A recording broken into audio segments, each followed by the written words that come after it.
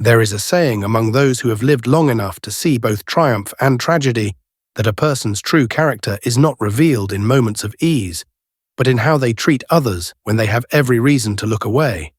This is a story about such a person, though he did not recognize his own capacity for goodness until a young woman selling flowers on a busy Lagos street showed him what all his wealth had failed to teach him. It begins on a Tuesday morning in Victoria Island, where the November sun beat down upon the gleaming towers of glass and steel, and where the traffic moved in its eternal dance of chaos and noise, horns blaring and engines rumbling, and where a young woman named Adaeze Okonkwo stood at the junction near Adeola Odeku Street, her flowers wilting slightly in the heat, calling out in a voice that carried determination despite the exhaustion that weighed on her shoulders. Fresh flowers, beautiful roses, who will brighten their day today. Her voice competed with the sound of generators humming and the shouts of other street vendors, but it carried something pure, something that would soon reach the ears of a man who had forgotten how to see the world beyond his own ambition. His name was Chukwudi Nnamdi, though the business pages of This Day and Punch newspapers called him simply Chidi, and the society columns called him Lagos's most eligible bachelor and youngest self-made billionaire. At 33 years old, he had built an empire from nothing, turning a small tech startup into a multinational corporation worth billions of naira, and his offices occupied the top 10 floors of a building whose shadow fell across the very junction where Adaze stood.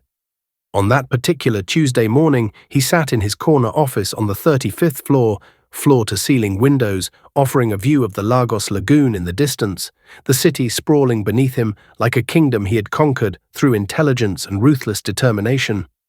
He wore a navy blue agbada tailored by the finest designers on Lagos Island, a watch that cost more than most people earned in 5 years, and an expression of perpetual calculation as though every moment was a transaction to be optimized, every interaction a negotiation to be won. Chidi had not always been this way. There were people who remembered him as a boy in Mushin, running barefoot through the crowded streets, his laughter bright and free, his heart open to the world. His mother, Ngozi, used to tell him stories about their ancestors, about the importance of community and compassion, about how wealth meant nothing if it was not shared with those who had less. But that was before his father died, before the family's small provision shop collapsed under debt, before Ngozi worked as a cleaner in 3 different office buildings to send her brilliant son to the University of Lagos for computer science, her hands growing rough and her back growing bent while Chidi studied day and night. He had promised himself then that he would never be poor again, that he would never watch his mother suffer, that he would build something so vast and unshakable that poverty could never touch them. And he had succeeded beyond his wildest dreams, bringing Ngozi to live in a luxurious flat in Ikoyi, surrounding her with every comfort money could buy.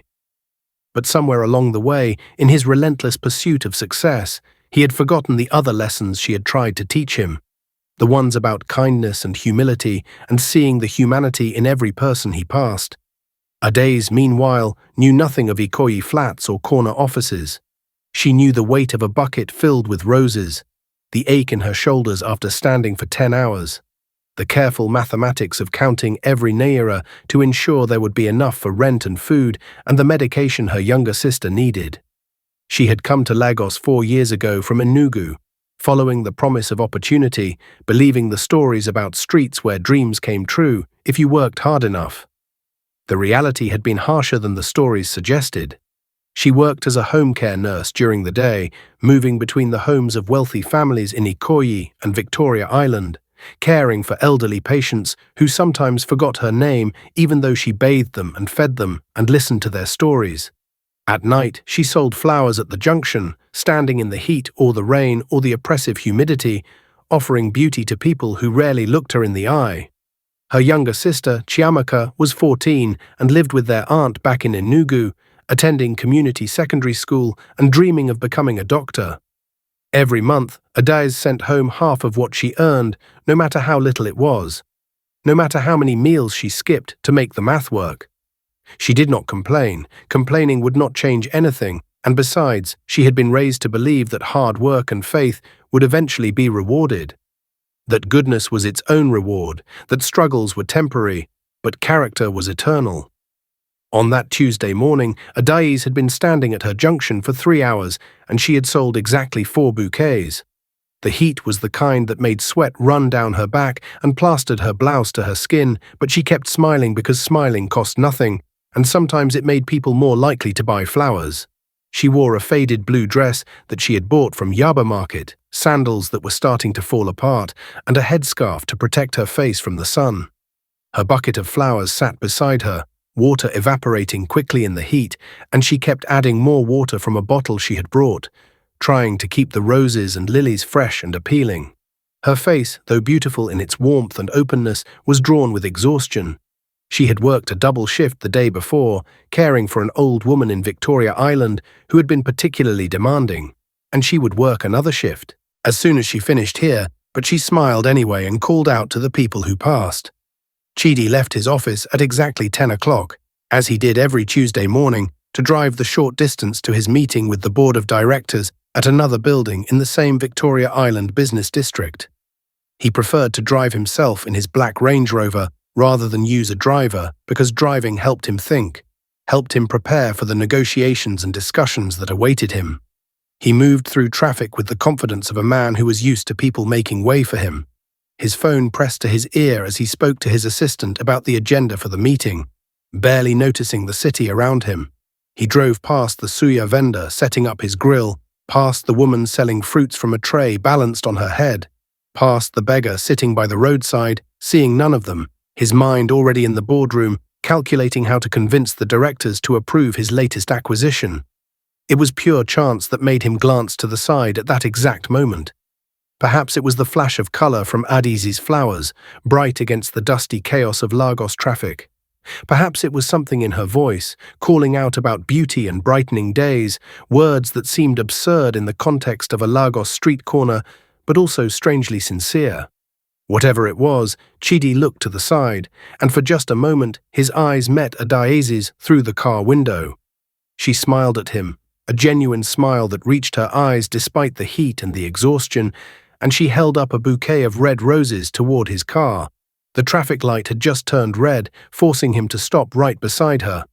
Before he could think about what he was doing, Chidi rolled down his window. The heat rushed in immediately, along with the smell of roasting corn from a nearby vendor and the acrid tang of exhaust fumes. "How much?" he called out to her. Adai's face brightened, and she hurried over to his car, careful to avoid a Danfo bus that was trying to squeeze past. 500 naira for half a dozen roses, sir, she said, 1,000 for a full dozen. They're very fresh. I bought them this morning from the flower market. Chidi reached for his wallet, a slim leather thing imported from Italy that probably cost more than everything Adesi was wearing combined, and extracted a crisp 1,000 naira note. He held it out to her through the window. "Give me whatever you think is best," he said, already looking forward as the traffic light prepared to change. But Adais did not take the money immediately. Instead, she looked at him with a question in her eyes. "Sir, you haven't chosen your flowers yet. Do you want the red roses, or would you prefer the white ones? I also have some yellow lilies that are very beautiful." Chidi felt a flash of irritation. The light would change any second, and the cars behind him would start honking if he delayed. "It doesn't matter," he said. "Whatever you want to give me is fine." "But these are for someone special, yes?" Adazi said, beginning to select the best roses from her bucket with careful attention, seemingly unbothered by the traffic or his impatience. "Different colors mean different things. Red is for love, white is for respect and remembrance, yellow is for friendship and joy. Who are these for?" The question stumped him. He had not intended to actually take the flowers. The transaction had been about giving her money quickly and moving on with his day. Now he sat in his air-conditioned Range Rover with traffic building behind him and no answer to a simple question. "I don't know," he said finally with undisguised annoyance. "Just give me something." Adese looked up at him and something in her expression shifted. She saw past the expensive car and the designer agbada and the impatience, saw the loneliness that he did not know he was carrying. "Then these are for you," she said softly, her Igbo accent warm and melodic. She selected a mixed bouquet, red and white roses arranged with some greenery, and wrapped them carefully in old newspaper. These say that you are worthy of love and respect. Everyone needs to hear that sometimes, even big men like you. Chidi took the flowers through the window, stunned into silence by her words and the gentle boldness with which she had spoken them. No one had spoken to him like that in years, with such simple, direct kindness that expected nothing in return. Behind him, horns began to blare as the light turned green, but for a moment he just sat there, looking down at the bouquet in his hands, at the careful way she had arranged it, at the drops of water still clinging to the petals. Something cracked open inside his chest, some wall he had built so carefully beginning to crumble. "Thank you," he said quietly, and this time when he held out the 1,000 naira, she took it with a smile. "Thank you for your business, sir," she said, stepping back from the car. "I pray these flowers brighten your day." Chidi drove away with the flowers on his passenger seat, his phone forgotten, his mind no longer on the board meeting. He looked over at the bouquet at every red light and thought about what she had said, about everyone needing to hear that they were worthy of love and respect. When was the last time anyone had said something like that to him? When was the last time he had said something like that to anyone else? He arrived at his meeting still carrying the flowers, which earned him curious looks from the board members, but he did not offer any explanation. He set the bouquet on the conference table in front of him, and throughout the meeting he found his eyes drifting to them, to the reminder they represented of something he could not quite name. That evening, Chidi sat in his penthouse flat in Ikoyi, the city spreading out below him, the lights of Lekki and Victoria Island twinkling in the distance across the lagoon, the roses in a crystal vase on his dining table. His mother was visiting his sister in Abuja, so the flat was empty except for him and the flowers and the quiet hum of the air conditioning. He poured himself a glass of cognac and sat looking at the roses, thinking about the young woman who had sold them to him, wondering what her story was, why she was standing on a hot street corner selling flowers instead of doing something else with her life.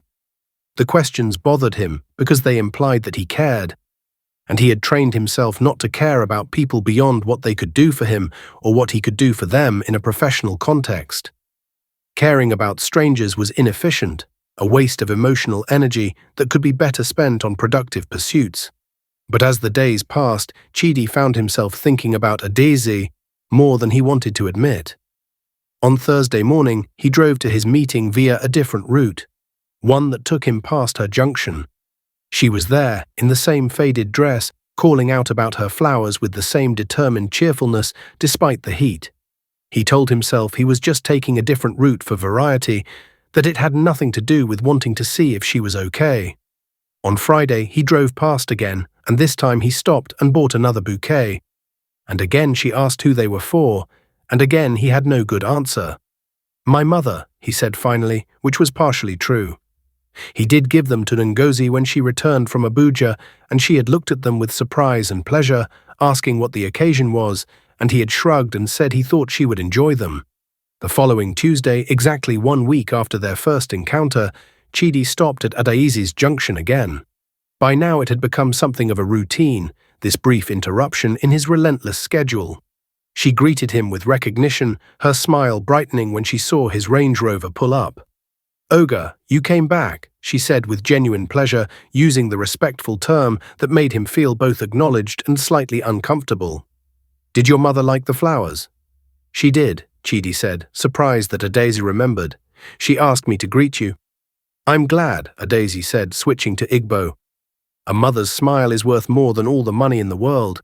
My own mother passed when I was young, but I remember how she would smile when my father brought her flowers from the market in Enugu."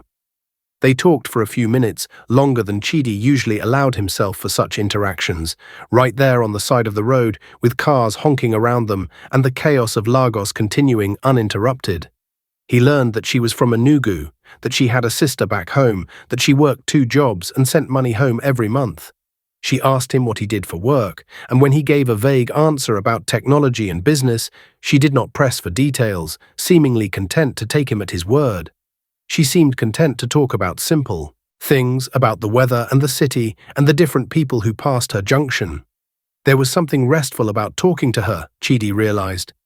She did not want anything from him except conversation, did not know who he was or how much he was worth, did not treat him with the mixture of deference and calculation that characterized most of his interactions. As November deepened and the dry season settled over Lagos, bringing with it the harmattan haze that made the city look like it was wrapped in a gauzy film, Chidi's visits to Adaize's Junction became a fixed point in his week. He found himself looking forward to them, to the brief conversations that felt like stepping outside the pressure and performance of his regular life. He bought flowers every time, accumulating vases full of roses and lilies in his flat, giving them to his secretary and his gateman and anyone else who seemed like they might appreciate them. Ngozi noticed the change in her son, the slight softening in his expression, the way he sometimes seemed distracted during their dinners together, his mind elsewhere. "You have met someone," she said one evening, her voice certain. They were eating jollof rice and chicken that she had prepared, sitting at his dining table with a view of the city lights spread out before them like scattered stars. She had cooked it herself, despite having a cook, because she said food tasted better when made with a mother's hands. Chidi looked up from his plate, startled. "What makes you say that?" "A mother knows," Ngozi said with a smile, speaking in Igbo as she always did at home. "You are different lately, softer. You bring home flowers. You smile when you think I am not watching. Who is she?" "There's no one," Chidi said, but his mother's knowing look made him sigh. "There's a woman who sells flowers at the junction near my office. I stop and buy from her sometimes." "Sometimes meaning every few days," Ngozi observed, a note of amusement in her voice. "Tell me about her."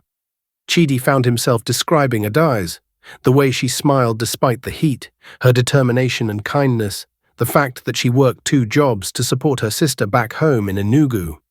As he spoke, he realized how much attention he had been paying, how many details he had noticed and stored away. Ngozi listened with growing interest, her expression thoughtful, occasionally nodding as she recognized qualities she valued. "She sounds like a good woman," Ngozi said when he finished. "Like the women I grew up with in our village, the ones who would work until their hands bled to take care of their families. Have you asked her out properly?" "Mama, it's not like that," Chidi protested. "We just talk sometimes when I buy flowers. She probably sees hundreds of people every day." "But how many of them does she see?" Ngozi asked, leaning forward with intensity. "How many of them actually stop and talk to her like she is a person and not just a flower seller? My son, you have built something remarkable with your mind and your determination, but you have forgotten how to build something with your heart. This woman, she has reminded you. Do not waste this opportunity because you think you are too important or too busy." Chidi thought about his mother's words that night, lying awake in his bedroom while the generators hummed in the compound below and the night watchman made his rounds. He thought about Adaize standing in the heat, about the way her dress stuck to her back with sweat, about the worn sandals that could not possibly be comfortable. He thought about his own air-conditioned flat, his closets full of expensive clothes, the casual way he spent money on things he did not need. The distance between their lives seemed vast and unbridgeable, and yet when they talked at her junction, that distance seemed to disappear. She did not see him as Chukwudi Namdi, billionaire tech mogul whose face appeared in magazines. She saw him as a customer who bought flowers and asked about her day, who spoke Igbo with her and seemed genuinely interested in her answers. The anonymity was liberating. But Ngozi's question stayed with him. Had he asked Adaize out properly? No, because that would change the nature of their relationship, would introduce complications and expectations. But did he want to? The honest answer, the one he admitted to himself in the darkness of his bedroom, was yes. He wanted to sit across from her at a table and talk without the interruption of traffic, without the heat and the noise of the street. He wanted to know more about her life, her dreams, the sister she worked so hard to support. He wanted to see if the feeling of peace he experienced during their brief conversations could extend beyond 5 minutes at a traffic junction. The next day was Wednesday, not one of his usual days for buying flowers, but Chidi found himself driving to Adaize's junction anyway. The harmattan wind was strong, blowing dust and dried leaves through the air, and the sun beat down with renewed intensity. When he arrived, he found Adaize trying to protect her flowers from the wind, her bucket wedged between two concrete blocks, her headscarf wrapped tightly to keep the dust from her hair. "You're here on a Wednesday," she said when she saw him pulling up, her smile immediate despite the difficult conditions. "I thought Tuesdays and Fridays were your flower days." "I wanted to ask you something," Chidi said, the words coming out before he could second-guess himself. He had parked his car fully this time, pulling to the side of the road and turning on his hazard lights. "Would you have dinner with me?" "Not here, not on the street. An actual dinner? At a restaurant?" Adaizi's eyes widened with surprise. "Are you asking me on a date, sir?" "Yes," Chidi said, deciding that honesty was the best approach. "I am, and please stop calling me sir. My name is Chidi." She was quiet for a moment, studying his face with an intensity that made him feel exposed. Around them, Lagos continued its chaotic dance, but it felt like they were in a bubble, separate from everything else. "I don't even know your full name," she said finally. "You've been buying flowers from me for weeks, and I don't know who you are." "Chukwudi," he said. "Chukwudi Namdi. But everyone calls me Chidi." "Chukwudi Namdi," she repeated slowly, and he saw the moment of recognition in her eyes.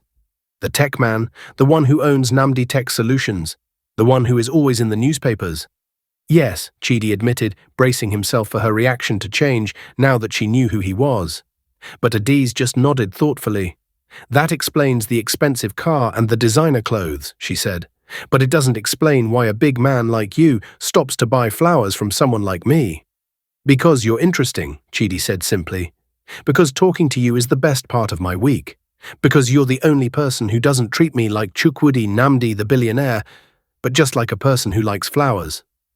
Adaizi smiled, a different kind of smile than her usual cheerful one, something warmer and more personal.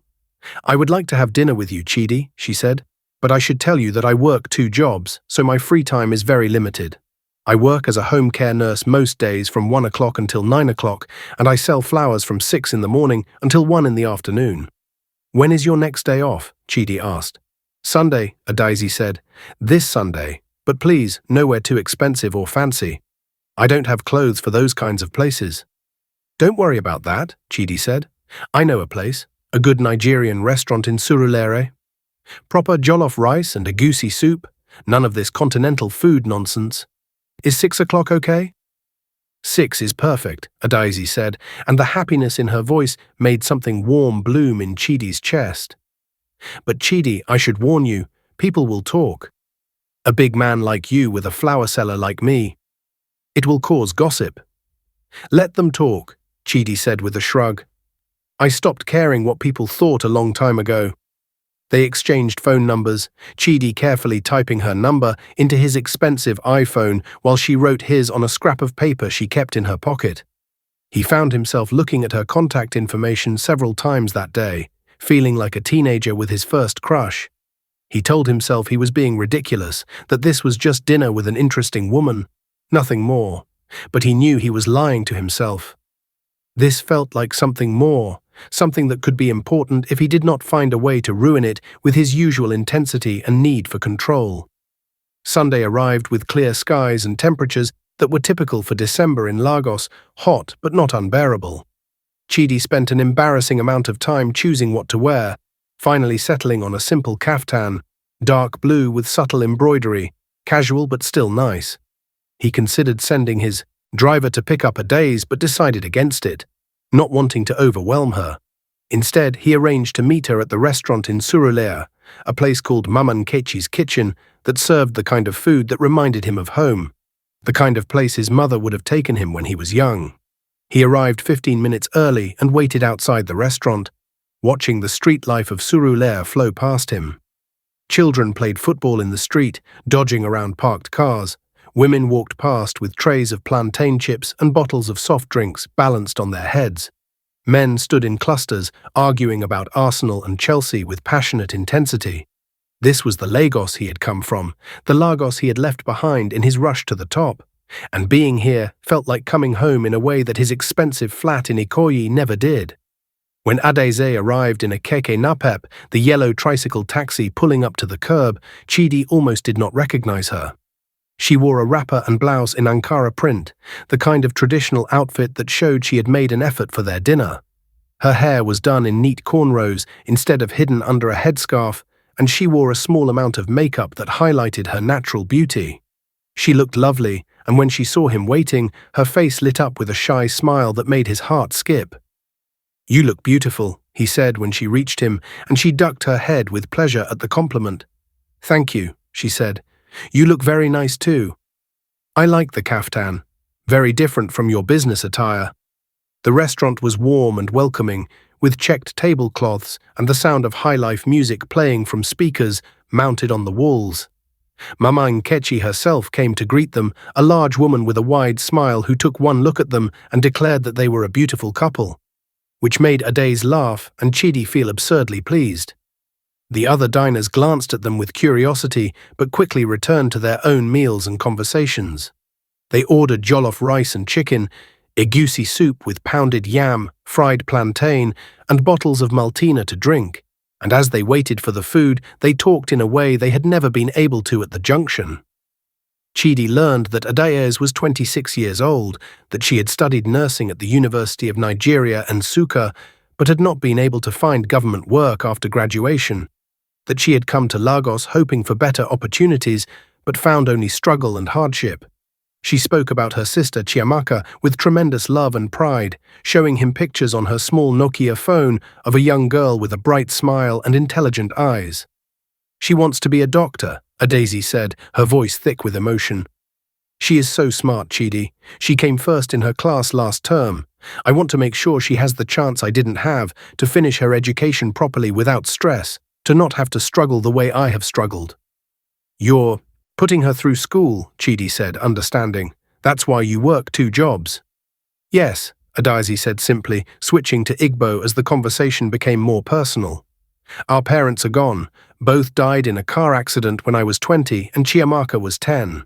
Our aunt is kind but very poor. She works as a petty trader in Enugu. If I don't help, Chiamaka will have to leave school and start working, and that would be a waste of her brilliance. So I work, and I send money home, and I pray to God that it will be enough to see her through to university." Chidi found himself admiring her in a way he had not admired anyone in a long time. She was doing what he had done, sacrificing her own comfort and ease for the sake of family, working tirelessly to create opportunities for someone she loved. But she was doing it without bitterness or complaint, with a generosity of spirit that he had lost somewhere along his own journey. "What about you?" he asked. "What do you want for yourself, beyond taking care of your sister?" Adaeze considered the question carefully, taking a sip of her maltina. "I want to be a registered nurse in a proper hospital," she said. "I want to use my training to help people in a real way, not just as a home care aide. I want to have a small flat that is secure, where Chiamaka can come stay with me during holidays. I want to go to church on Sundays without worrying about whether I have enough money for offering. Simple things, I suppose. What about you? What does a man who has everything want for himself?" It was Chidi's turn to be thoughtful. What did he want? For so long, his wants had been defined by metrics and achievements, by revenue growth and market share, and the numbers in his bank accounts. But sitting across from Adaeze in this simple restaurant, eating food that reminded him of home, watching her face as she talked about her sister, he realized that those things felt hollow. "I want to remember why I started," he said slowly, speaking in Igbo as well. "When I first built my company, it was because I wanted to solve problems, to create something useful. Somewhere along the way, it became about winning, about being the richest, about accumulating more and more. I want to find my way back to the beginning, to caring about the work itself and not just the rewards. I want to be the kind of person my mother raised me to be." "That's not a simple thing," Adaeze observed with a slight smile, "but it's a good thing, a worthwhile thing." They talked for hours through the meal and dessert of chin-chin and groundnuts and more bottles of maltina. Chidi found himself telling her things he had not told anyone, about the pressure he felt to succeed, about his fear of failure, about the loneliness that came with being at the top of his field where everyone wanted something from him. Adaeze listened without judgment, offering observations that were simple but wise, seeing connections and patterns that he had missed in his single-minded pursuit of success. When he told her about his mother's sacrifices to send him to university, about the years she worked as a cleaner while he studied, Adaze reached across the table and squeezed his hand. "She must be very proud of you," she said, "not because of your money or your success, but because you are her son and you remember where you came from. You remember her sacrifices." It was nearly 9 o'clock when they finally left the restaurant, both surprised by how much time had passed.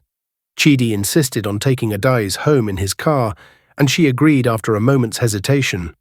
She lived in Bariga, in a small flat in a compound that had seen better days, where the generator was shared among 10 families and the water often stopped running.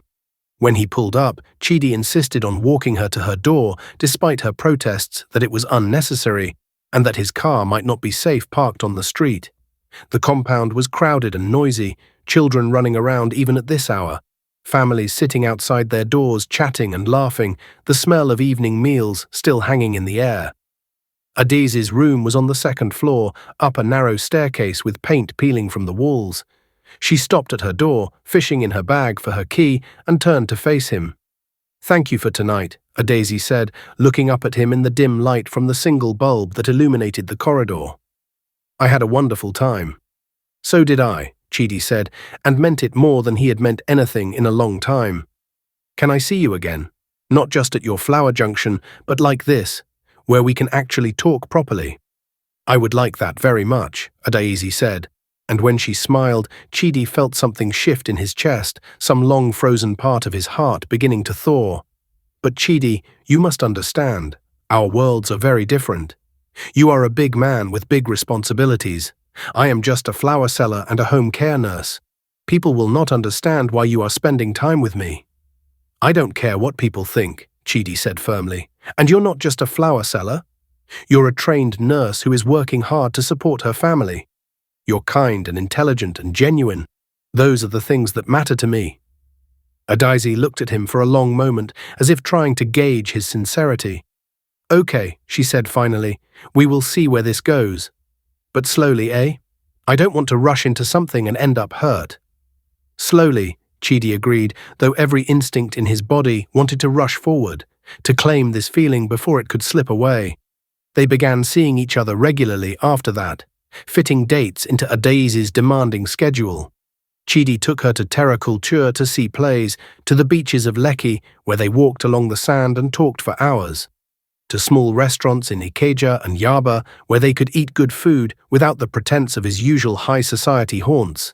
He learned about her life in Enugu before, Lagos, about the market where her mother used to sell vegetables, about the church where she had sung in the choir as a child, about her dreams of opening a small clinic someday where she could treat people who couldn't afford hospital bills. She learned about his journey from Mushin to wealth, about the years of loneliness and determination, about the drive that had pushed him to build his empire at the expense of everything else. They were from similar worlds, they discovered, both from humble backgrounds, both shaped by poverty and the fierce determination to transcend it. But their paths had diverged dramatically. Chidi had found success and wealth, but lost some essential part of himself in the process.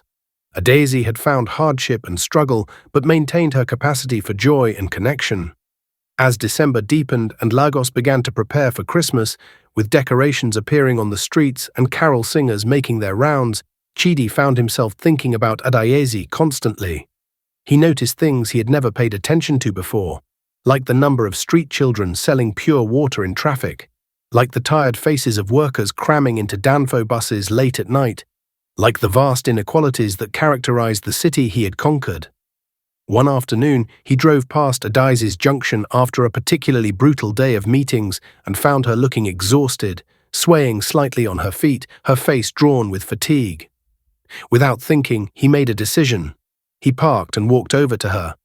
"Come with me," he said, gently taking her bucket of flowers. "You're done for today." "Chidi, I can't," Adaiz protested weakly. "I need to sell these flowers. This is how I make money for Chiamaka's school fees. The term is ending soon and I haven't sent enough yet." "How much do you make on an average day?" Chidi asked quietly. "Maybe 2,000 naira," Adaiz admitted. "On a good day, 3,000. On a bad day like today, maybe 1,000. Chidi pulled out his wallet and extracted 20,000 naira in crisp notes. "Here," he said, pressing them into her hand. "This covers the next 10 days. Now come with me. You look like you're about to collapse." Adesi stared at the money in her hand, her eyes filling with tears. "Chidi, this is too much. I can't take this from you." "Yes, you can," Chidi said gently. "Consider it payment for all the flowers I'm going to buy in the future. And before you argue, think about Chiamaka. If you collapse from exhaustion, you can't work at all, and then you can't help her.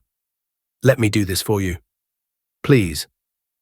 Adesi's resistance crumbled. She was so tired, and the money in her hand represented relief from the constant anxiety that had been her companion for months. "Okay," she whispered. "Thank you." Chidi drove her home to Bariga, carrying her bucket of remaining flowers up to her room. When he saw where she lived, his heart broke a little. The room was tiny, barely large enough for the single mattress. On the floor, the small cooker in the corner, the few clothes hanging from nails on the wall. There was no fan despite the heat, just a small window that looked out onto the compound. This was where she came back to after long days of work, this cramped space that probably cost her 20,000 naira a month in rent. "This is it," Adayaz said, seeming embarrassed. "Not much, I know." "It's fine," Chidi said, though his mind was already racing. "You keep it very clean." He left shortly after, claiming he had work to do, but in truth he needed time to think. On the drive back to Ikoyi, he made some phone calls. To his property manager, asking about vacant flats in better areas. To his accountant, asking about setting up a trust fund. To an immigration lawyer, asking about regularizing someone's status. Ideas tumbled through his mind, plans forming and reforming. He wanted to help her, to make her life easier, but he also knew he had to be careful. Adais was proud, and she valued her independence. If he overwhelmed her with too much too soon, she might pull away. That night, sitting in his flat with a glass of wine, Chidi thought about what wealth actually meant. He had accumulated more money than he could spend in several lifetimes, but what was the point of it if he couldn't use it to help someone he cared about? What was the point of success if it didn't allow him to make a difference in the lives of people who were struggling the way his family had once struggled? He called his mother and told her about Adesi's living conditions.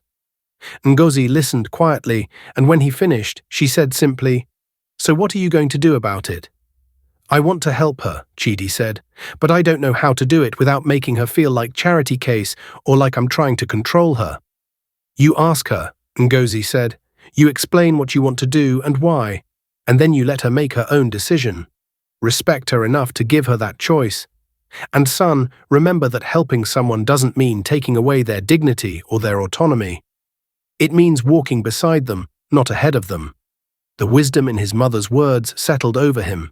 He spent the next few days thinking about how to approach Adais, how to offer help in a way that she could accept without feeling diminished. The opportunity came the following Sunday when they met again for dinner, this time at a buka in Oberlende, where they served the best amala and iwedu in Lagos. Over steaming bowls of soup and mounds of amala, Chidi broached the subject carefully. "Adaize, I've been thinking," he said, "about your situation, about the way you're living, about the stress you're under." Adaize's expression became guarded. "I'm managing," she said carefully. "I know you are," Chidi said. "But you shouldn't have to just manage. You should be able to live with some comfort and security. I want to help you." "Chidi, we've been through this," Adaize said, her voice taking on an edge. "I don't want to be your kept woman. I don't want people looking at me and saying, 'I'm with you for your money.' That's not what I'm suggesting," Chidi said quickly. "Listen to me. I want to help you in specific ways that will make your life better but won't take away your independence. I want to pay for Chiamaka's education directly to her school in Enugu. I want to help you get a better flat, somewhere safe with reliable power and water, and I want to support you in getting your nursing credentials updated so you can work in a proper hospital instead of as a home care aide." Adaize was quiet for a long time, staring down at her food. When she spoke, her voice was thick with emotion. "Why would you do all of this for me? We've only known each other for a few weeks." "Because I care about you," Chidi said simply, "because you've reminded me of who I used to be, who I want to be again. Because I have the means to help, and it would be wrong not to. And because, he paused, gathering courage, because I think I'm falling in love with you. Adaze looked up sharply, tears spilling down her cheeks. Chidi, you can't say things like that. Why not? It's true, Chidi said. I know it's fast, I know it's unexpected, but it's how I feel. You make me want to be better, to do better. You make me see the world differently. I need time to think, Adaze said, wiping her tears with the back of her hand. This is all too much. The money, the help, the feelings. I need time. Take all the time you need, Chidi said, though his heart was pounding. I'm not going anywhere. They finished their meal in relative silence, the earlier ease between them replaced by a tension that neither knew how to dissolve. When Chidi dropped her home, Adaze kissed him gently on the cheek and said, "Thank you for dinner. I'll call you soon." The next 3 days were torture for Chidi. He threw himself into work, attending meetings and reviewing reports, but his mind kept drifting to Adaeze. Had he pushed too hard? Had he scared her away? Had his declaration of love been premature? On Wednesday evening, his phone rang. It was Adaeze. "Can we meet?" she asked. "I've made my decision." They met at Bar Beach, walking along the sand as the sun set over the Atlantic, painting the sky in shades of orange and pink. Adaeze was quiet at first, and Chidi forced himself not to rush her, to let her speak in her own time. "I talked to my aunt," Adaeze said finally. "I told her about you, about what you offered. Do you know what she said?" Chidi shook his head, not trusting himself to speak. "She said that God sends help in many forms, and it would be foolish pride to reject help when it comes from a good place," Adaeze said. She stopped walking and turned to face him. "I've been thinking about what you said, about caring for me, about falling in love with me. I've been scared to admit it to myself, but I feel the same way. From the first day when you stopped to buy flowers, I felt something. I told myself it was just excitement about a good customer, but it was more than that." Chidi's heart soared, but he kept his expression neutral, waiting for her to continue. "So here's what I've decided," Adaeze said. "I will accept your help with Chiamaka's education, because that's not about me, it's about giving her opportunities. But I won't let you pay for a new flat for me. Instead, I would like you to co-sign a lease so I can rent a better place that I can afford with my nursing salary. I will work on getting my credentials updated, and I will take whatever help you can offer with that process. And we will continue to see each other, to date properly, to see if these feelings we have are real and lasting." "They're real," Chidi said with certainty. "At least for me, they're real." "Then we'll see," Adaeze said with a small smile. "But Chidi, I need you to understand something. I'm not going to change who I am because you have money. I'm still going to work hard, still going to be independent, still going to make my own decisions. If you can accept that, if you can love me as I am and not try to remake me into some society wife, then we have a chance." "I don't want to change you," Chidi said, taking her hands in his. "I love you exactly as you are. Your strength, your independence, your kindness, all of it." They kissed then, standing on the beach as the waves crashed nearby and the sun dipped below the horizon. It was a kiss full of promise and hope, a kiss that marked the beginning of something real. Over the following weeks, Chidi made good on his promises, but in a way that respected Adaeze's boundaries. He helped her find a clean, safe one-bedroom flat in Yaba, in a compound with constant electricity and water, and he co-signed the lease, but insisted she pay the rent herself. He connected her with a nursing professional development program and paid for her courses. But she did all the work herself, studying late into the night while juggling her jobs. He sent money directly to Chiamaka's school in Enugu, covering not just fees but also books and uniforms and everything else she needed. And the grateful phone call he received from the 14-year-old brought tears to his eyes. Most importantly, he introduced Adaeze to his mother. Ngozi took one look at the young woman and pulled her into a warm embrace. "So you're the one who has brought back my son's heart," she said in Igbo. "Thank God. I was worried he had lost it forever." The three of them had dinner together that evening, jollof rice and chicken that Ngozi insisted on cooking herself, and Chidi watched as the two women he loved most bonded over stories and laughter. When Adaeze told Ngozi about her parents' death and her struggle to support Chiamaka, Ngozi's eyes filled with tears of recognition. "You remind me of myself at your age," Ngozi said, working multiple jobs to send Chidi to university, sacrificing everything so he could have opportunities. "It's not easy, but it's worth it. And now look at what he's built." "He's a good man," Adaeze said simply. "You raised him well." "I tried," Ngozi said with a smile, "but he lost his way for a while. You've helped him find it again." As Christmas approached, Chidi made another decision. He called a meeting with his senior management team and announced a new initiative.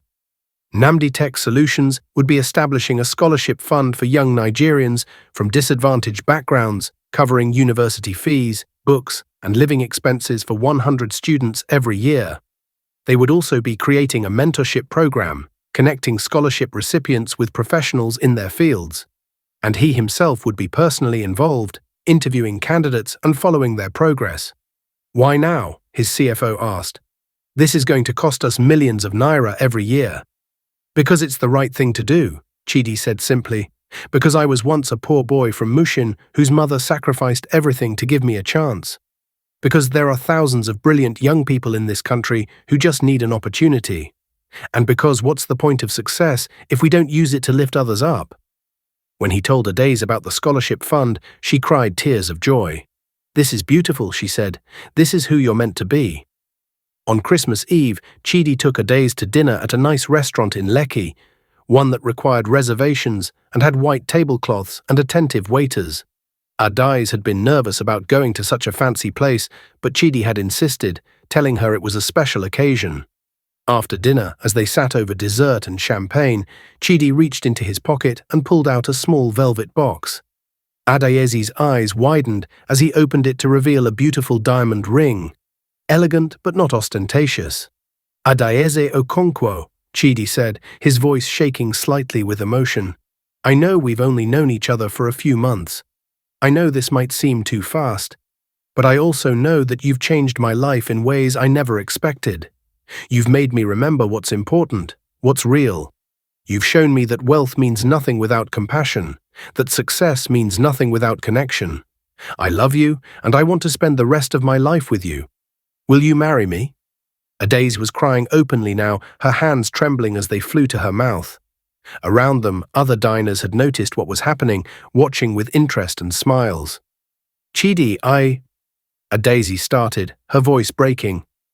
Yes, I'll marry you." The restaurant erupted in applause as Chidi slipped the ring onto her finger and pulled her into his arms. They held each other as if they would never let go, and Chidi felt a completeness he had never experienced before, a sense that all the pieces of his life had finally fallen into place.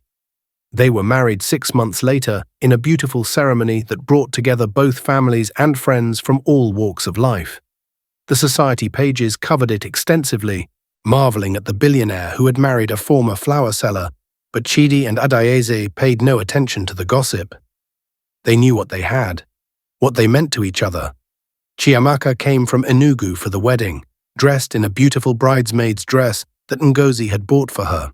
She had tears in her eyes as she watched her sister marry, grateful for the sacrifice Adaeze had made and excited about the opportunities that now lay before her.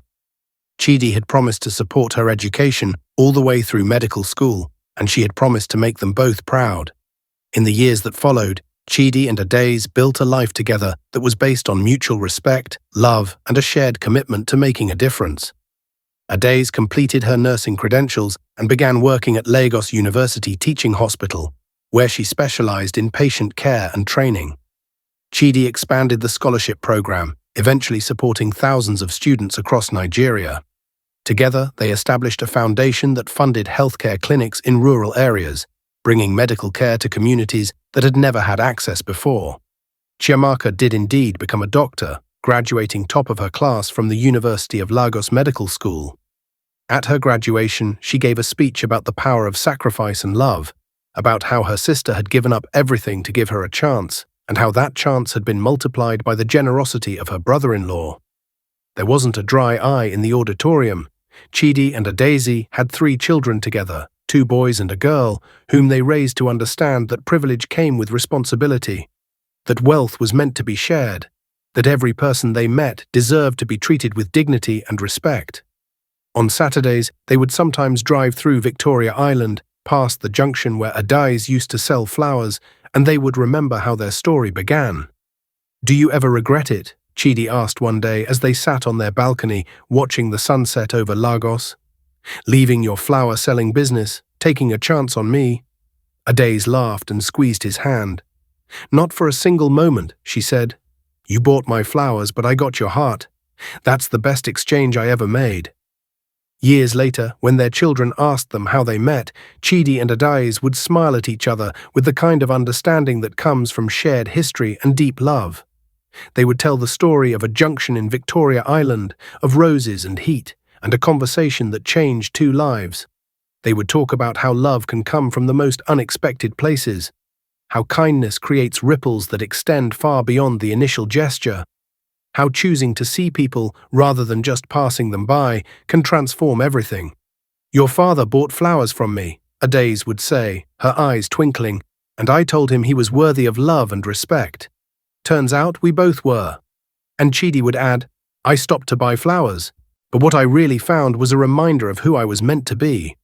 Your mother taught me that success without compassion is empty, that wealth without generosity is meaningless, that the truest measure of a person is not what they have, but what they give and how they treat others." Their story became something of a legend in Lagos, told and retold in different versions. Some people said it was like a Nollywood movie, too perfect to be real. But those who knew them understood that it was real precisely because it wasn't perfect.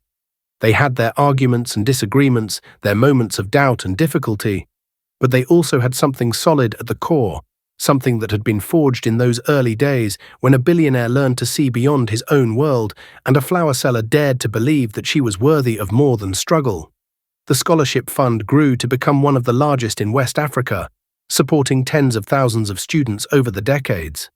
Many of those students went on to become doctors, engineers, teachers, entrepreneurs, and leaders in their communities. And whenever they achieved something significant, they would remember the story they had been told about how the fund came to be. About a woman selling flowers and a man who stopped to buy them. About how a simple act of connection had rippled outward to touch so many lives. Adais never forgot where she came from. Even after she and Chidi had become one of Lagos's most prominent power couples, she would still visit Bariga, still talk to the women selling goods on the street, still remember what it felt like to count every naira and worry about making rent. She established mentorship programs for young women in difficult circumstances, helping them navigate education and career challenges.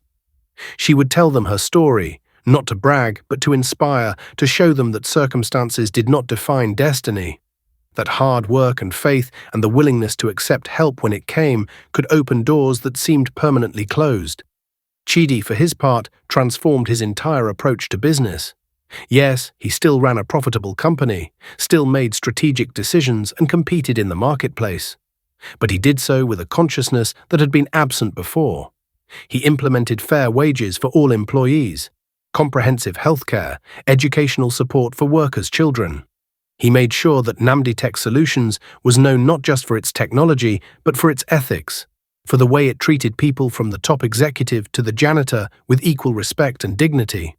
On their 10th wedding anniversary, Chidi and Adais threw a massive celebration, but instead of an exclusive party for society elites, they hosted a community event in Mushin, the neighborhood where Chidi had grown up. They rented a field, set up stages, hired musicians, and fed thousands of people. Children received school supplies and books. Medical professionals offered free health screenings. Lawyers provided pro bono legal advice. It was a day of joy and connection and giving back, a day that reminded everyone present that success is sweetest when it's shared. At the end of that day, exhausted but happy, Chidi and Adais sat together watching the sunset, their children playing nearby with other children from the neighborhood. Ngozi sat with them, now in her 70s, but still sharp and engaged, still offering wisdom and perspective. "You two have built something beautiful," Ngozi said, looking at her son and daughter-in-law with pride. "Not just wealth, but meaning. Not just success, but significance. This is what I prayed for when you were a boy, Chidi. That you would have enough, and that having enough, you would remember to help others rise. We learned it from you, Mama, Chidi said, leaning over to kiss his mother's cheek. You showed me what sacrifice looks like, what love looks like. Daisy showed me what it means to maintain grace and kindness, even in difficult circumstances. Between the two of you, I didn't have a choice but to become a better man. Oh, you had a choice, Daisy said with a laugh. You could have kept driving past my flower junction. You could have stayed in your air-conditioned office and never looked down at the street. But you chose to stop, to see, to care. That's all on you. As the stars began to appear over Lagos, as the sounds of laughter and music filled the air, as children ran and played without worry about where their next meal would come from, Chidi reflected on the journey that had brought him to this moment. He thought about the boy he had been, running barefoot through Mushin. He thought about the ambitious young man who had built an empire while forgetting why he built it. He thought about the moment he had looked to the side and seen a woman selling flowers, and how that single moment of attention had redirected his entire life. He thought about all the flowers he had bought over the years, first from a daisy and later from other vendors, always remembering that first transaction that had changed everything. He thought about how a simple "how much" had led to a conversation, and how that conversation had led to dinner, and how that dinner had led to love, and how that love had rippled outward to touch hundreds and then thousands of lives. What are you thinking about? Daisy asked, noticing his contemplative expression. About flowers, Chidi said. About how something so small and temporary can be the beginning of something permanent and beautiful. About how stopping for 5 minutes to buy roses led to all of this. He gestured at the scene around them, at the community celebration, at their children, at the life they had built together. Every big thing starts with a small moment, Daisy said wisely. A word, a gesture, a choice to stop when you could keep moving. That's all life is, really. A series of small moments that add up to something larger. Chiamaka joined them then, now a young doctor, doing her residency at Lagos University Teaching Hospital. She had recently gotten engaged to a fellow doctor, and the wedding was being planned for the following year. She sat down beside her sister and looked around at the celebration with satisfaction. This is amazing, Chiamaka said. Imagine if someone had done something like this for us when we were young, when we were struggling. How different things might have been. Someone did do something for us, Daisy reminded her gently. Chidi did, and before that, people helped Mama and Papa, and before that, someone helped them. That's how community works. We lift each other up, one person at a time, one moment at a time. So now it's my turn, Chiamaka said, to lift others up, to help where I can, to remember that I'm here because people made sacrifices for me. Exactly, Chidi said, and that's the legacy we want to leave. Not buildings or money or companies, but a tradition of compassion, of seeing people, of choosing kindness even when it's inconvenient. The celebration continued late into the night, and when it was finally over and they returned home to their house in Ikoyi, Chidi and Daisy stood together on their balcony one more time, looking out at the city lights. Thank you, Chidi said suddenly. For what? Daisy asked. For selling me flowers that day, Chidi said. For seeing past the expensive car and the impatience. For having the courage to tell me I was worthy of love and respect. For saying yes when I asked you to dinner. For believing in me when I was trying to find my way back to myself. Thank you for stopping, Daisy replied. For seeing me as a person and not just a flower seller, for caring about my story, for loving me not despite where I came from, but because of who I am, for using your gifts to make the world better. They stood in comfortable silence, holding each other, two people who had started from opposite ends of the economic spectrum, but had met in the middle, in the space where humanity and compassion and love lived. The story of Chukwudi Nnamdi and Adaeze Okonkwo became more than just a personal love story. It became a parable about the transformative power of attention and kindness, about the importance of stopping when you could keep moving, about the responsibility that comes with privilege and the dignity inherent in every person, regardless of their circumstances. It was told in different versions across Lagos and beyond, in boardrooms and churches, in schools and homes, always with the same essential message, that we are all connected, that our choices matter, that love and generosity can change not just individual lives, but entire communities. And somewhere in Lagos, at a junction in Victoria Island, other flower sellers stood calling out about their wares, hoping that someone would stop, that someone would see them, that maybe their own story of transformation was just beginning with a simple transaction, a moment of connection, a choice to slow down in a city that never stopped moving. For in the end, that's what the story was really about. The choice to stop, to see, to care. Everything else, all the love and success and transformation that followed, grew from that one simple choice. And if Chidi and Adayas could make that choice, then so could anyone. That was the hope they offered, the legacy they built, the gift they gave to everyone who heard their story.